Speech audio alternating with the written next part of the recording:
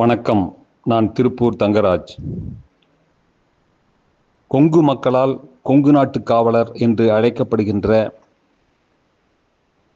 திரு best Ramasamy அவர்கள் தலைமையிலான கொங்கு நாடு முன்னேற்ற கழகம் என்ற கட்சியினுடைய மாநில மாணவர் அணி செயலாளர் பேசுகிறேன்.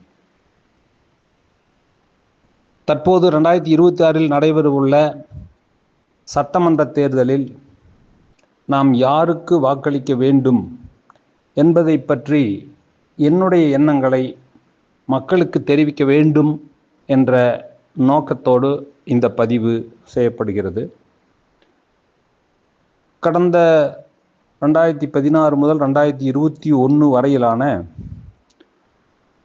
அனைத்து இந்திய அண்ணா திராவிட முன்னேற்ற கழக ஆட்சியில் அம்மையார் ஜெயலலிதா அவர்கள் மறைவுக்கு பிறகு திரு எடப்பாடி பழனிசாமி அவர்கள் சுமார் 4.5 ஆண்டு காலம் ஆட்சியிலே இருந்தார். அந்த காலகட்டத்தில் கொரோனாவும் வந்திருந்தது.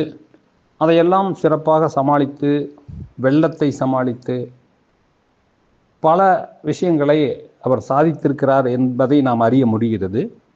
புள்ளி விவரங்கள் நமக்கு சொல்பவையெல்லாம் வெளிநாட்டிலே இருந்து முதலீடுகளை வரவழைத்திருக்கிறார். கோட் சூட் போட்டுக்கொண்டு வெளிநாடுகளுக்கு போய் அங்கே வெளிநாட்டு முதலீடுகளை இங்கே ஈர்த்திருக்கிறார். அவர் ஒரு விவசாயி என்பதால் டெல்டா மாவட்டத்தை பாதுகாக்கப்பட்ட விவசாய மண்டலமாக அறிவித்து அதை பாதுகாத்திருக்கிறார். முக்கியமாக குறிப்பிட்டு சொல்ல வேண்டுமென்றால், இந்த நீட் தேர்விலே ஒரு மிகப்பெரிய சர்ச்சை இருந்தது. எதிர்க்கட்சிகள் எல்லாம் ஒன்று சேர்ந்து கொண்டு இந்த நீட் தேர்வை ரத்து செய்ய வேண்டும் என்று கோரிக்கை விடுத்திருந்தன. அந்த நேரத்தில் மத்திய அரசையும் பகைத்து கொள்ளாமல் இங்கே இருக்கிற அரசு கல்லூரி மாணவர்களுக்கு என்று தனியாக 7.5% இட ஒதுக்கீட்டை அமுல்படுத்தினார். சத்தம் இல்லாமல் அரசு பள்ளி மாணவர்களுக்கு அது உதவியாக இருந்தது. இந்த மாதிரி பல திட்டங்களை அவர் செயல்படுத்தி இருக்கிறார். பல்வேறு திட்டங்களுக்கான சுமார் 20,000க்கும் மேற்பட்ட கோப்புகளிலே அவர் கையெழுத்திட்டிருக்கின்றார். ஒரு சாதாரண விவசாய குடும்பத்தில் பிறந்து மிகச்சிறந்த ஆளுமையாக அந்த 4.5 ஆண்டு காலம் தமிழ்நாட்டு முதலமைச்சராக இருந்தார் என்பதை நாம் காண முடிகிறது. எங்களுடைய கொங்கு நாடு முன்னேற்ற கழகம் என்ற எங்கள் கட்சியின் சார்பாக எங்களுடைய கருத்துக்களை கேட்டு எங்களுடைய கட்சியின் தலைவர் நிறுவனர் திரு பெஸ்ட் ராமசாமி அவர்கள்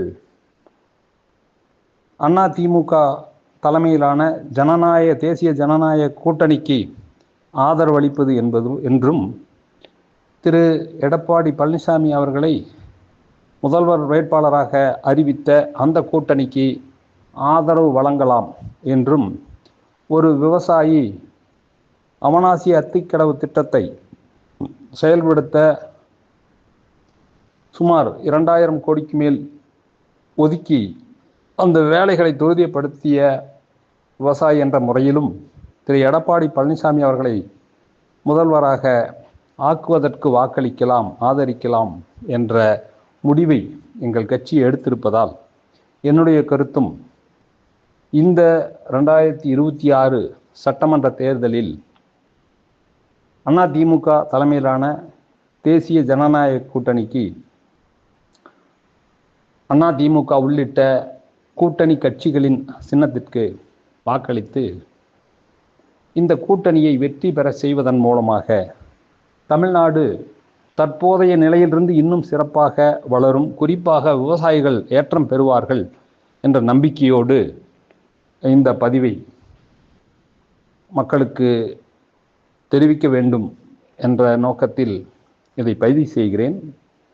எனவே மக்கள் அனைவரும் இந்த 2026 சட்டமன்ற தேர்தலில் தேசிய ஜனநாயக கூட்டணிக்கு வாக்களித்து அந்த வேட்பாளர்களை, திறமையுள்ள வேட்பாளர்களை எம்எல்ஏக்களாக தேர்ந்தெடுக்கும்படி கேட்டுக்கொள்கிறேன். நன்றி, வணக்கம். திருப்பூர் தங்கராஜ், மாநில மாணவரணி செயலாளர், கொங்கு நாடு முன்னேற்ற கழகம்.